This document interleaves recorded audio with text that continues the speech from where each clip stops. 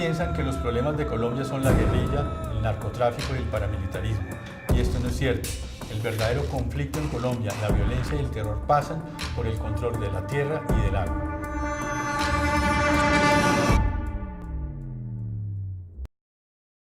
La motivación para hacer esta investigación fueron mis hijos, que claramente viven en un país de muchas formas inviable. Cuando revisamos la historia de Colombia nos damos cuenta que Colombia fue tomada por el negocio de la guerra, y esta guerra tiene dueños, y hasta que ellos no lo decidan, la guerra no va a terminar.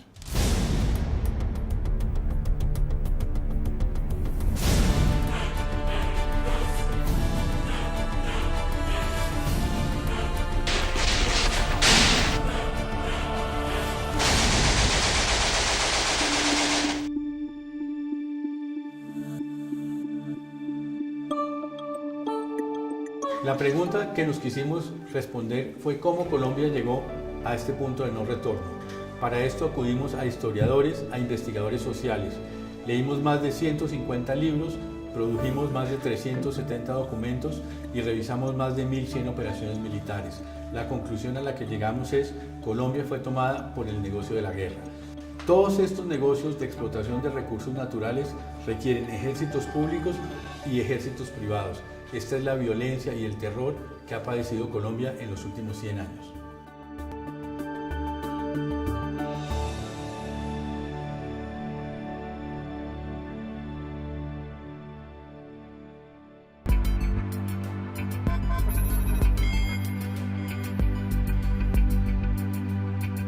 Cuando me han preguntado por qué dibujé con colores las paredes de la oficina para explicar a Colombia, he respondido que las causas y los efectos de los fenómenos de la violencia son tan complejos que llega un momento en que el estudio se convierte en confusión. Y son solo los colores, el verde para los movimientos campesinos, el azul y el rojo para las políticas americanas, el anaranjado para el narcotráfico, el marrón para la guerrilla, el amarillo para los grupos económicos, los que nos permiten identificar el origen y las causas de los fenómenos de la guerra.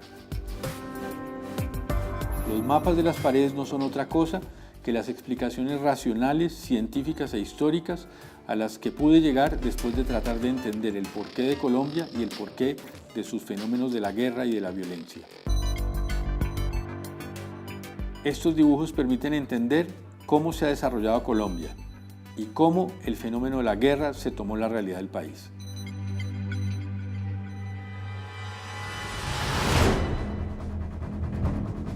Es muy importante entender que nuestra riqueza está en las reservas forestales, los parques y los páramos. Cuando miramos el negocio de la coca, vemos su distribución territorial, y si comparamos estos mapas con el mapa del paramilitarismo, el narcoparamilitarismo y el desplazamiento, nos damos cuenta que prácticamente esto pasa por estos negocios. Aquí tenemos la presencia de los bancos en todo el territorio nacional, donde se encuentra la minería ilegal, los cultivos de coca, el carbón, el petróleo, la palma. Esta es la prueba que este es un tema de negocios, no de conflicto social.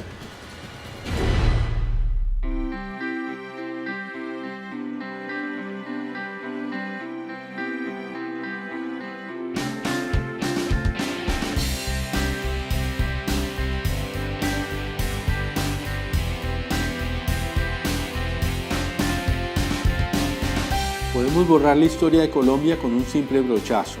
No borremos de nuestras mentes la realidad de las causas que han conducido a Colombia a este caos y a su inviabilidad como nación. Es el momento de una revolución que nos permita empoderar a los verdaderos dueños de esta nación, de su territorio, de sus recursos naturales y de su presente y de su futuro. En algún momento de los últimos años, Alex tomó un marcador y anotó un dato sobre Colombia en la pared de su oficina. Después anotó otro dato y vino más tarde otro. Así comenzó a plasmarse un trabajo obsesivo sobre la realidad colombiana en todos los aspectos.